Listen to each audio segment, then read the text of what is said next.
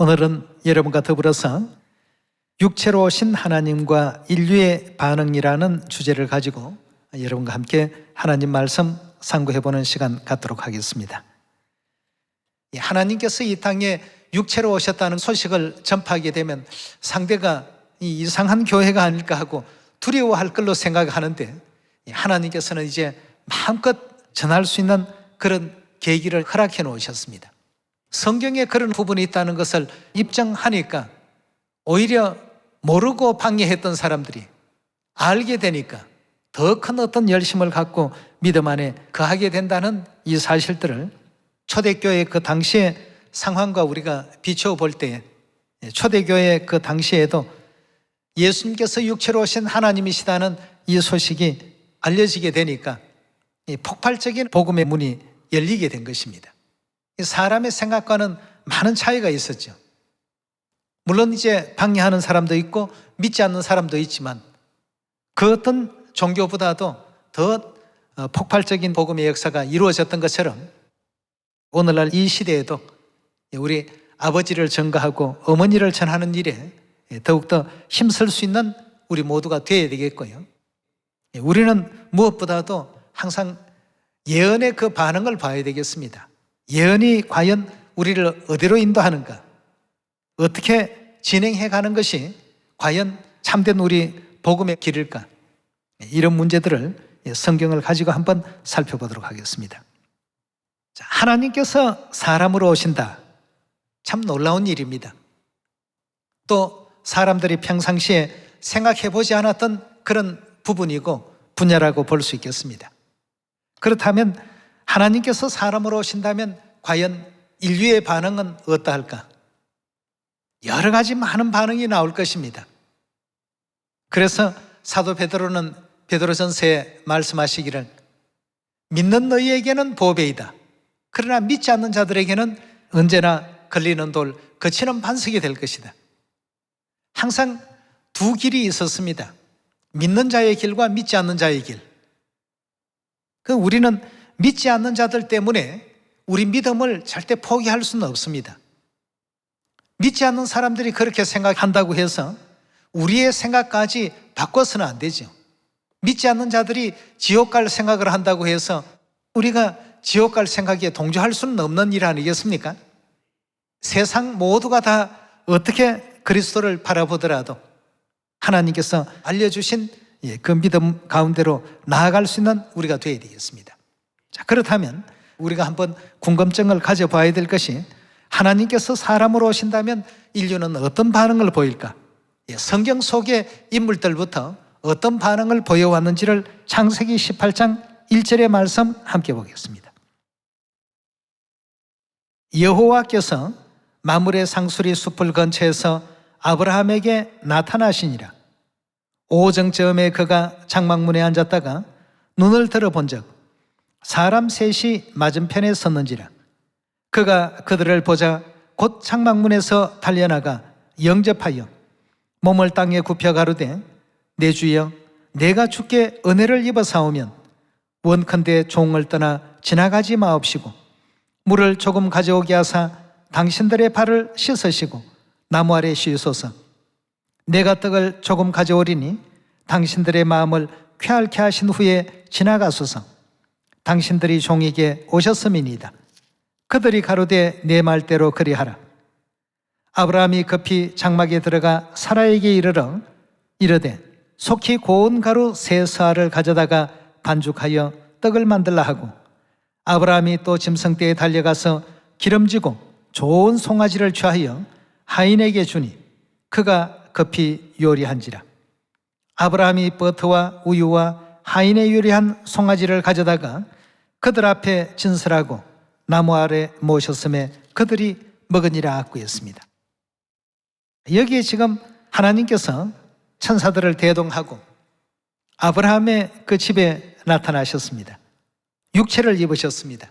육체를 입으셨다는 그 증거는 아브라함의 눈에 직접 나타나시기도 하시고, 그리고 요리한 버터와 우유와 또 송아지 고기를 친히 잡수시는 이 장면까지 창세기 18장 그 기록 가운데서 우리가 볼 수 있습니다.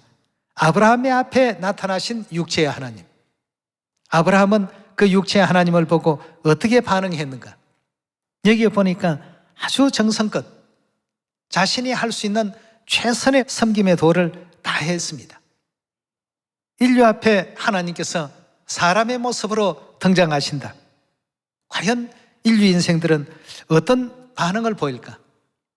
여기에 지금 아브라함은 하나님께서 육체를 입고 나타나셨을 때 이렇게 반응을 했습니다. 그러나 아브라함의 이와 같은 어떤 내용뿐만 아니라 신약으로 넘어와서 바라보게 되면 반대의 대접도 있었다는 사실을 확인할 수가 있습니다. 신약으로 한번 말씀을 옮겨봅시다. 요한복음 10장 30절의 말씀 같이 보겠습니다. 나와 아버지는 하나이라 하신대 유대인들이 다시 돌을 들어 치려 하거늘 예수께서 대답하시되 내가 아버지께로 말미암아 여러 가지 선한 일을 너희에게 보였거늘 그 중에 어떤 일로 나를 돌로 치려 하느냐?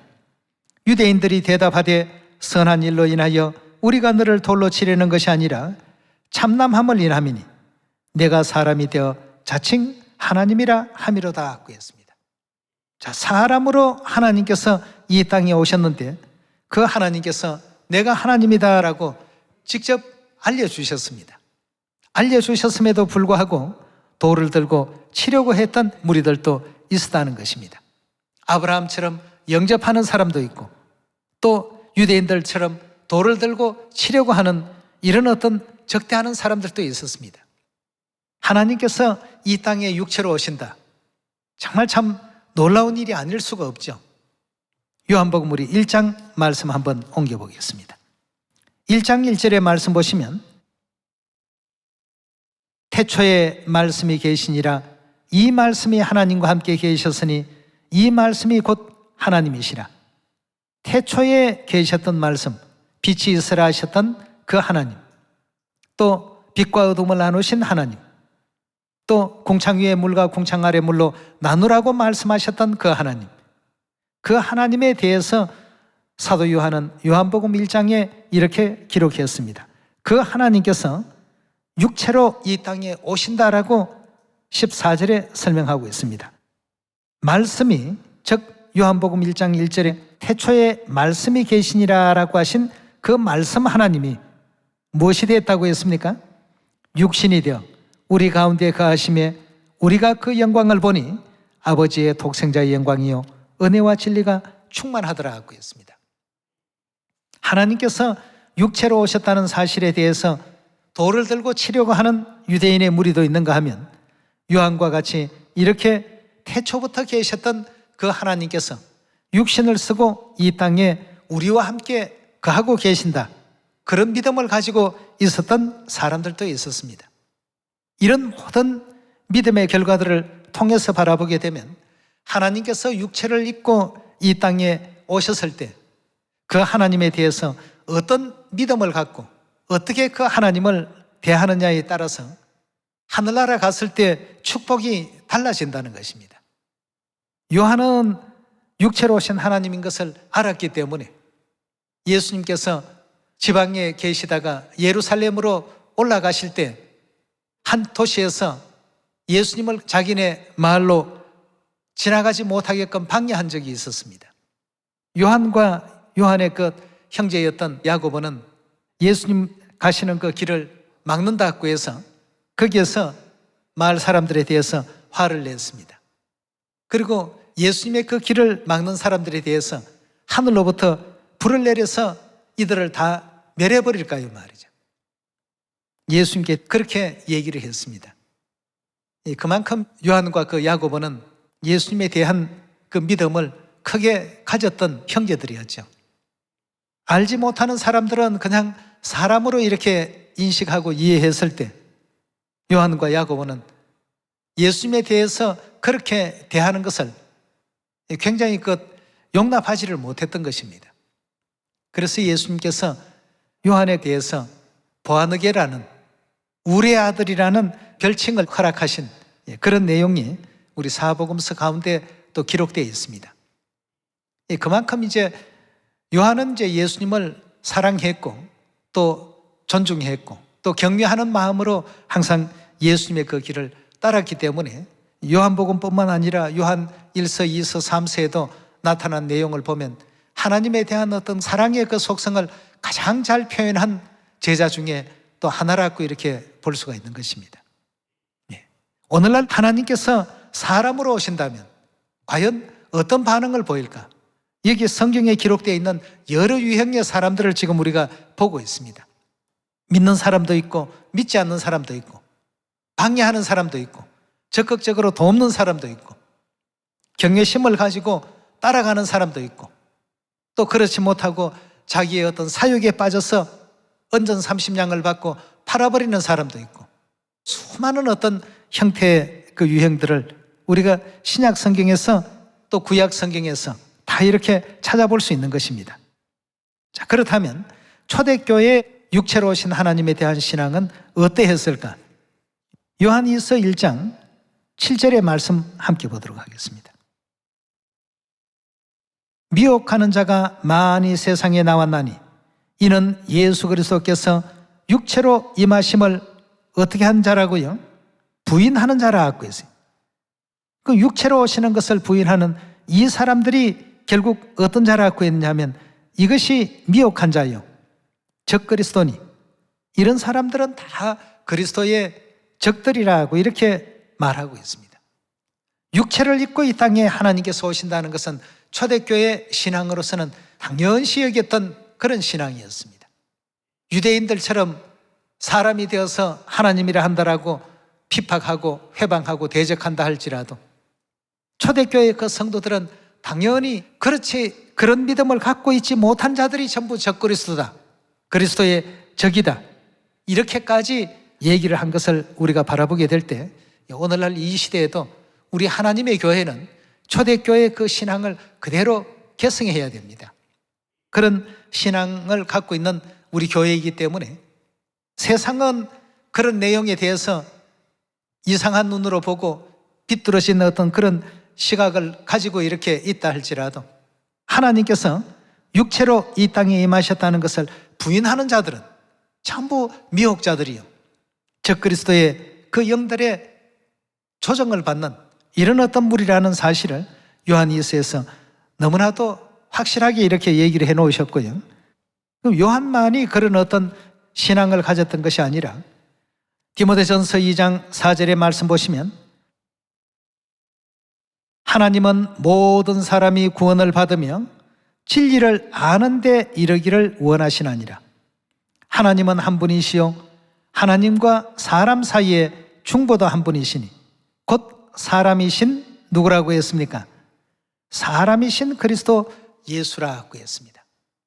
여기에서도 우리 하나님께서는 육체를 입고 이 땅에 임하신다는 이 사실에 대해서 사도 요한만이 그런 어떤 신앙을 가졌던 것이 아니라 디모데에게 편지서를 보냈던 사도 바울 역시도 동일한 어떤 신앙관을 가지고 있었습니다. 다시 말하면 초대교회 모든 신앙의 가장 중심은 육체를 입고 오신 그리스도였습니다.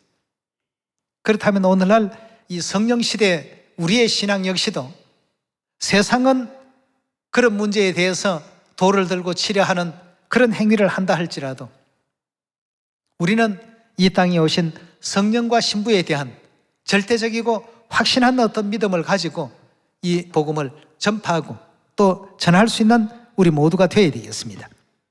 만약에 하나님께서 육체를 입고 이 땅에 오시지 않았다라고 한다면 우리 인류에게는 어떤 결과가 빚어지겠습니까? 인류의 구원이 이루어질 수 있습니까? 이사야 25장 말씀을 통해서 바라보게 되면 이는 우리의 하나님이시라, 우리가 그를 기다렸으니 그가 우리를 어떻게 한다고 했죠? 구원하실 것이라고 했는데 오시지 않은 가운데서의 구원이라는 것은 이루어질 수 있습니까? 없습니다. 또 히브리 9장의 말씀을 보면 자기를 바라는 자들을 구원에 이르게 하기 위하여 몇 번째요? 두 번째 나타나시리라. 그럼 두 번째 오시지 않았다라고 한다면 구원에 이르게 할 수 있는 진리가 나올 수 있습니까? 없습니까? 구원에 이르게 할 수 있는 진리가 나오지 않는다면 오늘날 이 시대를 사는 사람들이 가장 불행한 사람들이 될 것입니다. 그 누구도 구원에 참여할 수 없기 때문에 말이죠. 우리는 이 땅에 아버지 오시고 어머니 오심을 자랑해야 됩니다. 자랑스럽게 얘기해야 되겠고, 이 땅에 오시지 않고 우리와 함께 거해주지 아니하셨더라면 과연 오늘날 우리는 천국을 소망할 수 있는 존재가 되었을까? 지금 전 세계에 코로나가 창궐 해서 신종 코로나가 또 나왔다고 해서 많은 사람들이 두려움에 떨고 있고, 이렇게 하다가 죽으면 어떻게 될까? 모두가 다 죽음에 대한 어떤 공포와 미래가 불확실한 생활 속에서 그냥저냥 살아가고 있습니다. 그러다가 그들이 죽게 된다면 하나님 심판이 그들을 기다리고 있는데 말이죠. 그래서 이 땅에 사람 되어 오신 우리 하나님, 날마다 우리 하나님께 영광 돌릴 줄 아는 우리가 되어야 되겠습니다. 마리아와 같이 자기의 가장 값비싼 그 향유 한 옥합이라도 깨트려서 예수님의 장례를 위한 절차 속에 사용이 되어진 이런 복음서의 어떤 그 기록 같은 것을 바라보게 될 때, 육체를 입고 오신 하나님에 대해서 그렇게 대하는 사람들이 있고, 바리새인 서기관들과 같이 만나기만 하면 예수님을 죽일 음모나 꾸미고 또 방해할 음모나 꾸미고, 이런 어떤 무리들도 있었습니다. 하늘에서 했던 그 모든 악한 짓들을 육체를 쓰고 이 땅에 와서 똑같이 재현을 하고 있는 것입니다. 오늘 여러분과 저는 무엇보다도 육체로 오신 하나님과 인류의 그 반응이라는 이 주제를 통해서 우리는 과연 이 땅에 오신 아버지 하나님, 어머니 하나님께 어떤 공경의 예를 다하는 것이 옳을까? 날마다 그 문제에 대해서 생각해 볼 줄 아는 우리가 되어야 되겠습니다. 이 땅에서 성경 잘 가르치고 전도 잘하고 다 좋습니다만, 무엇보다도 그 모든 것은 하나님을 어떻게 경외할까 하는 그 문제에서 전부 비롯된 것 아니겠습니까? 하나님의 말씀을 순종하는 그 뜻에서 우리가 행하고 있는 것이 전도 아니겠습니까? 오늘 여러분과 저는 육체를 입고 이 땅에 오신 우리 하나님에 대해서 우리가 하늘나라에 돌아갔어도 천사들 앞에 아버지 어머니에 대한 어떤 깨달음을 우리에게 다 주셔서 이렇게 아브라함처럼 우리는 온 정성을 다했습니다 하는 이런 정도의 어떤 믿음 가운데 과연 우리는 나아갈 수 있을까? 그걸 천사들 앞에 자랑할 수 있을까? 그걸 이제 불현듯 생각하다 보니 인류는 그렇게 반응할지라도 우리조차도 하나님을 잘 알지 못하고 거칠게 대하는 사람들과 똑같은 어떤 그런 입장에 대해서는 안 되겠더라는 것이죠. 그래서 이런 사람들을 우리 하나님께서는 이 땅에 새롭게 창조하신다라고 했습니다. 하나님을 올바르게 알고 마리아처럼 또 베드로처럼 또 아브라함처럼 하나님을 공경할 줄 아는 이런 사람들을 시편 102편에서는 창조함을 받을 백성이라고 이렇게 말씀을 주셨죠. 우리 한번 찾아보도록 합시다. 시편 102편 12절의 말씀 함께 보겠습니다. 여호와여, 주는 영원히 계시고 주의 기념 명칭은 대대 이르리이다. 주께서 일어나사 시온을 긍휼히 여기시리니 지금은 그를 긍휼히 여기실 때라. 정한 기한이 오미니이다. 주의 종들이 시온의 돌들을 즐거워하며 그 티끌도 연휼히 여기나이다. 이에 열방이 여호와의 이름을 경외하며 세계 열왕이 주의 영광을 경외하리니. 자, 세계 열왕이 주의 영광을 경외합니다. 이런 이제 시간도 돌아오게 되니까 16절의 말씀 보시면 대저 여호와께서 시온을 건설하시고 그 영광 중에 나타나셨습니다. 여호와께서 빈궁한 자의 기도를 돌아보시며 저희 기도를 멸시치 아니하셨도다. 이 일이 장래 세대를 위하여 기록되리니 창조함을 받을 백성이 여호와를 찬송하리로다 하고 했습니다. 창조함을 받을 백성은 어디에서 다 나오느냐? 건설된 시온에서 전부 나오도록 되어 있습니다. 대저 여호와께서 시온을 건설하시고 영광 중에 나타나시는 이런 때에 창조함을 받을 백성들이 여호와를 찬송하리로다. 19절의 말씀 보시면 여호와께서 그 높은 성소에서 하감하시며 하늘에서 땅을 감찰하셨으니 이는 갇힌 자의 탄식을 들으시며 죽이기로 정한 자를 해방하사 여호와의 이름을 시온에서 그 영예를 예루살렘에서 선포케 하려 하심이라. 때에 민족들과 나라들이 모여 여호와를 섬기리로다 하고 했습니다. 하나님의 영광을 다 나타내시고 드러내실 때에는 전 세계 인류 인생들이 그 영광 앞에 감히 대적하거나 그 영광을 훼손하는 이런 일들은 결단코 이제 없게 될 것입니다. 사람의 모습을 가지시고 이 땅에 오셨을 때 아브라함처럼 영접하고 요한처럼 태초에 계셨던 말씀 하나님으로 영접하고 절대적이고 확신한 어떤 믿음을 가지고 이 복음을 전파하고 또 전할 수 있는 우리 모두가 되어야 되겠습니다. 그렇지 않으면 우리 구원을 위해서 반드시 필요한 일들조차 우리는 알지 못하는 가운데 비밀 중에 비밀로 오신 그 그리스도를 영접지 못하고 말 것이다. 그래서 육체로 오신 것을 부인하는 자들은 전부 적그리스도의 영이요 미혹자들의 어떤 영이다. 그러니 너희는 그런 자들의 어떤 꾀임에 그들이 믿지 않는다고 해서 믿지 않는 쪽으로 끌려갈 필요가 없다는 것입니다. 우리는 보았기 때문에, 우리는 알기 때문에 아는 그것을 세상에 말하면 되겠습니다. 이 성령시대 우리의 역할이라고 한다면 성령시대 오시는 아버지 하나님, 어머니 하나님을 증거하는 것이 이 시대 정인의 사명입니다. 성부시대 정인들이라면 여호와를 증거하는 정인들이었고 성자시대 정인들이라면 예수님을 증거하는 정인들 아니겠습니까? 예수님이 대중들에게 알려지기까지 얼마나 많은 어떤 시련이 있었습니까? 오늘날 지금 이 순간도 마찬가지입니다. 지금 이 코로나라는 이런 어떤 상황을 맞이하고 보니까 우리가 더 적극적으로 더 열심히 아버지를 전하고 또 어머니를 전해야 됩니다. 말해 놓으면 그 다음부터는 하나님께서 다 열어가신다고 하셨습니다. 그래서 요한도 예수님에 대해서 담대히 그리스도임을 증거했고 또 사도 바울도 그리스도이심을 담대히 또 증거했고 또 베드로도 주는 그리스도시요 살아계신 하나님의 아들이시니이다 하고 담대히 다 이와 같이 증거했던 그 역사들이 신약에 또 많이 나타나고 있지 않습니까? 그리고 사도행전에는 날마다 예수는 그리스도라 가르치기와 전도하기를 힘썼더라. 다른 어떤 내용이 없습니다. 예수님이 바로 그리스도다. 너희가 기다려왔던 그 메시아다. 그런 내용으로서 복음을 전할 때 인류는 물론 여러 가지 반응이 있겠죠. 그리스도께서 참으로 이 땅에 오셨을까? 기다렸던 그분을 우리가 만났다. 그분이 틀림없이 메시아 맞다. 재림 그리스도이시다. 이렇게 인정하는 사람이 있는가 하면 유대인들과 바리새인들처럼 사람이 어떻게 하나님이 될 수 있느냐라고 비아냥거리고 빈정거리는 사람들도 분명히 있습니다. 이유가 있죠. 이유가 어디에 있다고 했습니까? 이사야서 우리 8장 한번 열어봅시다. 8장 13절입니다. 만군의 여호와 그를 너희가 거룩하다 하고 그로 너희의 두려워하며 놀랄 자를 삼으라. 그가 거룩한 피할 곳이 되시리라.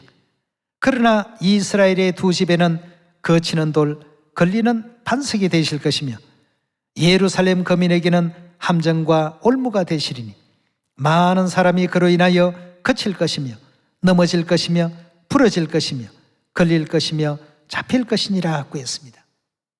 성경과 선지자들은 이미 미래를 내다봤습니다. 하나님께서 육체를 입고 이 땅에 오셨다는 그 사실이 선포되면 일어날 일들이 어떤 일이라는 거 잘 알고 있습니다. 그렇지만 그런 가운데서 하나님을 올바르게 알고 찾아오는 사람들, 믿음을 갖는 사람들, 이런 사람들을 우리 하나님께서 하나님의 자녀로 백성으로 전부 부르시고 모으시고 내가 창조함을 받을 백성이다. 시온에 머물 자격이 있는 백성들이다. 이렇게 또 일깨워주고 계시니까 걸리는 돌 거치는 반석이 되신다고 했습니다만 이건 이제 구원받지 못할 자들에게 주신 말씀이고 구원받을 자들에게는 보배 중에 보배라고 하신 말씀도 계시죠. 베드로전서 2장 열어봅시다. 2장 1절입니다. 그러므로 모든 악독과 모든 괴휼과 외식과 시기와 모든 비방하는 말을 버리고 갓난 아이들 같이 순전하고 신령한 젖을 사모하라. 이는 이로 말미암아 너희로 구원에 이르도록 자라게 하려 함이라. 너희가 주의 인자하심을 맛보았으면 그리하라. 사람에게는 버림바가 되었으나 하나님께는 택하심을 입은 보배로운 산돌이신 예수에게 나와 너희도 산돌같이 신령한 집으로 세워지고 예수 그리스도로 말미암아 하나님이 기쁘시게 받으실 신령한 제사를 드릴 거룩한 제사장이 될지니라. 경에 기록하였으되 보라, 내가 보배롭고 요긴한 모퉁이 돌을 시온에 두노니 저를 믿는 자는 부끄러움을 당치 아니하리라 하였으니, 그러므로 믿는 너희에게는 보배이나 믿지 않는 자들에게는 건축자들의 버린 그 돌이 모퉁이의 머릿돌이 되고 또한 부딪히는 돌과 거치는 반석이 되었다 하니라. 저희가 말씀을 순종치 아니함으로 넘어지나니 이는 저희를 이렇게 정하신 것이라. 오직 너희는 택하신 족속이요 왕같은 제사장들이요 거룩한 나라요 그의 소유된 백성이니 이는 너희를 어두운 데서 불러내어 그의 기이한 빛에 들어가게 하신 자의 아름다운 덕을 선전하게 하려 함이라 하였습니다. 우리가 그 전에는 하나님 백성 아닌 이방인의 어떤 그 위치에 있었지만 이제 육체를 입고 이 땅에 오신 그 하나님에 대한 올바른 그 믿음을 갖고서 하나님께서 또 이끌어 가시는 거룩한 복음 사업에 동참하고 있습니다. 여러분, 육체로 오신 하나님을 인류 인생들은, 물론 이제 보통 사람들은 제대로 이렇게 영접을 못합니다. 그러나 우리 하나님께서 마태복음 13장에 주신 말씀과 같이 너희에게는 보는 눈과 듣는 귀와 깨닫는 마음을 주었단 말이죠. 보는 눈과 듣는 귀와 깨닫는 마음을 가진 위치와 입장이라고 한다면 하나님을 이 땅에서도 우리가 어떻게 경외해야 되며 하늘나라 가서도 어떻게 경외해야 되는지를 올바르게 알고서 경외할 줄 아는 우리 모두가 되어야 된다는 것입니다. 물론 성경 한 줄 더 잘 가르치고 잘 읽고 다 좋습니다만, 그러나 유대인들, 바리새인들 성경에 다 통달한 사람들입니다. 그러나 오신 예수님에 대한 경외심이 없고 공경의 예를 못하니까 결국은 십자가에 못 박는 일에 앞장서지 않습니까? 예수님 제자들보다도 바리새인, 서기관, 유대인들이 그 당대에 있어서는 성경을 아는 학문적인 어떤 지식 면에서는 월등히 많은 것을 알았던 사람들이라고 볼 수 있죠. 그 사람들은 직업 자체가 성경을 기록하는 사본을 만드는 역할 아니었습니까? 그런데 오신 하나님을 영접하지를 못했습니다. 사람이신, 육체로 오신 그 하나님에 대한 그 반응이 걸리는 돌, 거치는 반석과 같은 그런 입장에 그들이 놓여 있게 된 것입니다. 오늘날 성령과 신부께서 이끌어 가시는 이 복음, 우리 시온의 자녀들 창조함을 받을 백성들의 반열에 들어가려면 무엇보다도 육체로 오신 하나님에 대한 이 깨달음을 먼저 가질 수 있는, 요한처럼 귀히 여기고 하나님을 또 공경하고 존중하고 또 아브라함처럼 마리아처럼 다 경외할 줄 아는 이런 어떤 믿음을 가지고 어디로 인도하시든지 참 감사하는 마음을 갖고서 영원한 천국까지 한 사람도 그 대오에서 낙오되지 마시고 끝까지 갈 수 있는 여러분과 제가 되기를 다시 한번 부탁드리면서 오늘 말씀 마치도록 하겠습니다. 감사합니다.